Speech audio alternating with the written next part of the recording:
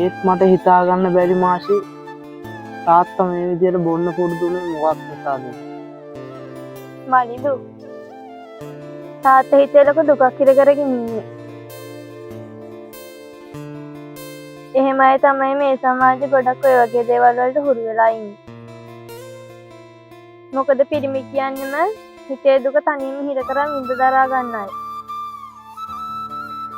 එහෙම ඉවසන් ඉන්න බැරිම තැන තමයි පිරිමි දුක කියන්නේ හිත පතුලෙම ඉන්න කෙනාට. ඒ තමයි මාෂි සසරක් වුණ අම්මා. මට වැඩියෙන් දවසක් අම්මා